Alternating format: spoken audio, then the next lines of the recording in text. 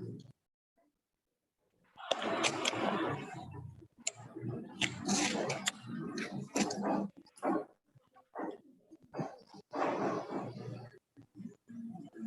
bismillahirrahmanirrahim.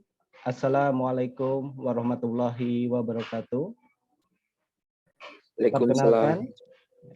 Perkenalkan kami dari kelompok 5 yang terdiri dari 1 yaitu Mbak Cynthia Widodo, kedua adalah Mas Fajar Sodik, ketiga adalah Aristiadi atau saya sendiri, yang keempat adalah Mas Saiful Ramadan, dan yang kelima adalah Mas Arizal. Dalam kesempatan kali ini kami akan mencoba untuk mempresentasikan materi tentang data visualisasi menggunakan Python. Visualisasi adalah mempresentasikan sebuah data dalam bentuk grafis agar sebuah data lebih mudah untuk dipahami. Untuk membuat sebuah visualisasi data dengan menggunakan bahasa Python, kita dapat memanfaatkan library-library yang sudah tersedia sebelumnya. Ada banyak library yang bisa kita manfaatkan.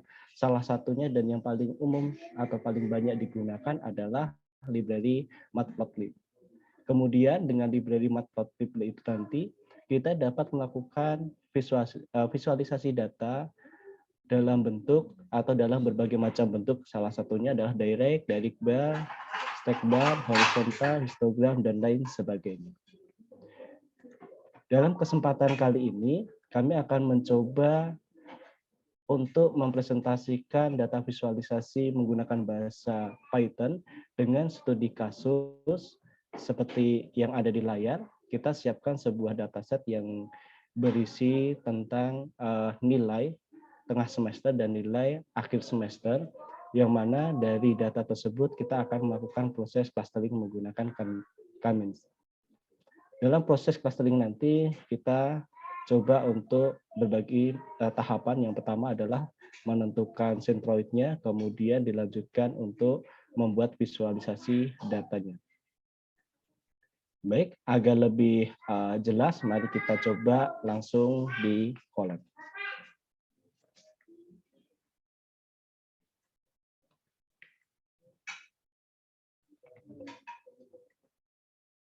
Apakah sudah terlihat di layar?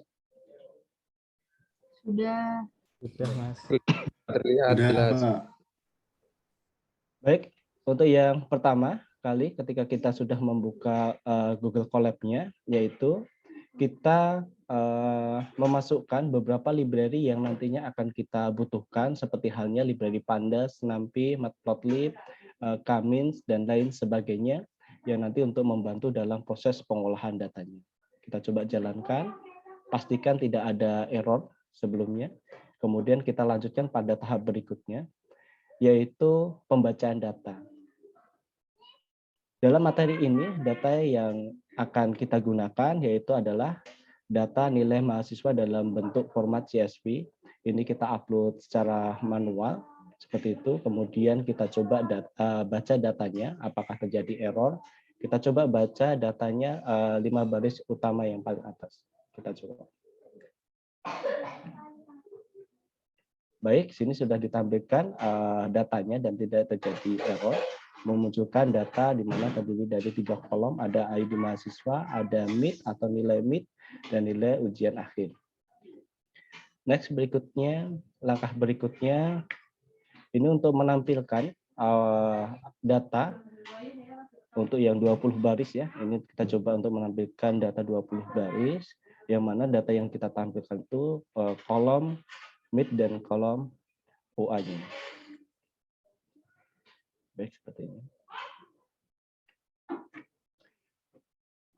Setelah data sudah terbaca dengan baik dan tanpa ada error, maka kita lanjutkan tahapan berikutnya, yaitu merubah bentuk data dari data yang di atas tadi, yaitu menjadi data array dengan perintah seperti yang ada di sini, di mana data array ini nanti akan tersimpan pada variabel x_array. Kita coba. Nah, tampilannya seperti ini, sudah berubah menjadi data array. Kemudian ketika sudah menjadi data array, kemudian jika seandainya dibutuhkan sebuah data itu di dalam proses normalisasi data, kita bisa menggunakan fungsi min-max scalar seperti yang ada di layar. di sini kita coba untuk melakukan proses normalisasi datanya. Di mana kalau kita menggunakan min-max scalar ini nanti ring data yang akan dirubah itu akan berada pada ring nilai 0 sampai nilai 1 maksimum. Kita coba jalankan. Oke, tampilannya seperti yang ada di layar. Kemudian kita lanjutkan proses berikutnya. Nah, dalam proses berikutnya ini kita akan menentukan jumlah cluster. Ya, kita menggunakan library K-means-nya, kita menentukan jumlah clusternya itu adalah 3 dengan proses random seperti itu.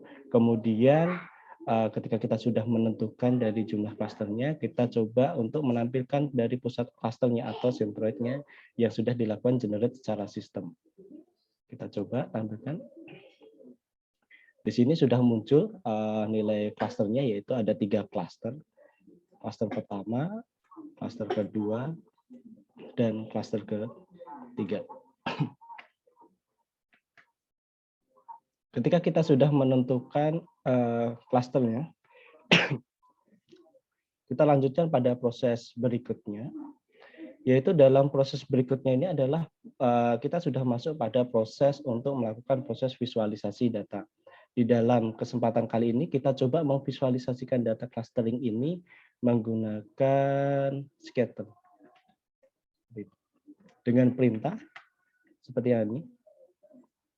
Oke, baris kedua kita lakukan pengaturan-pengaturan agar tampilan dari scatter itu nanti menyesuaikan dengan yang kita harapkan seperti itu. Contoh kita membuat X-scale-nya dari nilai 0 dan X-scale yang kedua adalah nilai 1. Nanti kita berikan size-nya yaitu di angka 200 dan terus sebagainya seperti itu. Terus berikutnya di dalam visualisasi ini nanti kita juga langsung untuk menampilkan centroid-nya di dalam scatter-nya. Jadi biar nampak langsung centroid-nya dan juga kelompok dari clustering-nya. Kemudian kita berikan label-label yang dibutuhkan. Kita coba jalankan.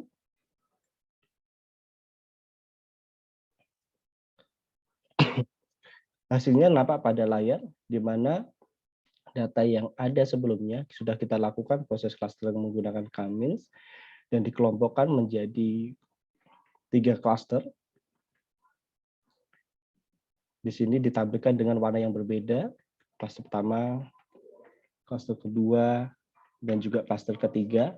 Dan di sini juga ditampilkan centroid-nya yang berwarna merah. Jadi tiga centroid seperti tadi yang sudah kita tentukan di awal, di mana setiap kelompok anggotanya itu akan mendekati dari centroid yang ada sesuai dengan nilai koordinatnya. Nah, ini adalah tampilan hasil dari proses clustering menggunakan K-means, yang mana visualisasinya dalam bentuk scatter. Kemudian, dari hasil clustering dalam bentuk scatter ini nanti, kita bisa menampilkan dalam bentuk yang lain dari hasil proses clustering tadi, yaitu menggunakan visualisasi dalam bentuk histogram. Seperti ini, perintah yang perlu kita isikan, di mana dalam proses visualisasi ini nanti akan menampilkan clustering dan jumlah anggota di setiap clusteringnya. Kita coba jalankan. Ya, seperti ini. Di sini muncul ada 3 clustering, di mana contoh cluster pertama jumlah anggotanya itu ada 6. Kita coba bandingkan cluster pertama. Jadi jumlah anggotanya juga ada 6, 1, 2, 3, 4, 5, 6, dan seterusnya. Kemudian dari visualisasi dalam bentuk histogram ini nanti, kita juga bisa membuat visualisasi hasil dari clustering dalam bentuk persentase, yaitu dalam bentuk pie.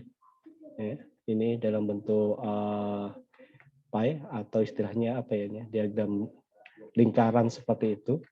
Sebelum kita masuk ke sini, kita coba tampilkan datanya terlebih dahulu di setiap clusternya. Contoh di sini untuk menampilkan cluster 0 atau cluster pertama, jumlah anggotanya itu ada 6. Berikutnya cluster kedua, jumlah anggotanya Terus klaster ke terakhir atau klaster kedua atau ketiga itu ada 4 anggota. Dari pengelompokan atau clustering ini kita lakukan proses visualisasi untuk menampilkan persentase dari masing-masing kelompok clusternya dengan menggunakan perintah-perintah yang ada di layar ini. Next, berikutnya kita coba jalankan. Ya, tampilannya seperti ini. Bahwasanya tertulis di sini dikatakan klaster pertama itu nilainya 30%, klaster kedua atau klaster 1 itu 50%, dan yang terakhir adalah klaster 2 yang bernilai dari 20% dari data yang ada. Baik, demikian yang bisa kami sampaikan. Jika mana ada kekurangan atau kesalahan dalam pemaparan materi, kami dari kelompok 5 memohon maaf sebesar-besarnya. Semoga apa yang kami sampaikan ini ada manfaatnya. Terima kasih. Assalamualaikum warahmatullahi wabarakatuh. Waalaikumsalam warahmatullahi Waalaikumsalam warahmatullahi wabarakatuh.